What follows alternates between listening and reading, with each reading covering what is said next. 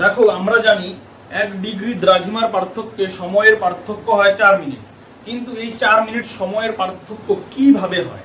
তো পৃথিবী যেহেতু গোল বস্তু, তাই পৃথিবীর মোট কৌণিক পরিমাপ হলো 360 ডিগ্রি, অর্থাৎ পৃথিবীতে মোট 360টি দ্রাঘিমা রেখা রয়েছে এবং এই 360টি দ্রাঘিমা রেখা একবার ঘুরতে অথবা পৃথিবী নিজের অক্ষের চারপাশে একবার ঘুরে আসতে বা আবর্তন করতে সময় নেয় 24 ঘন্টা।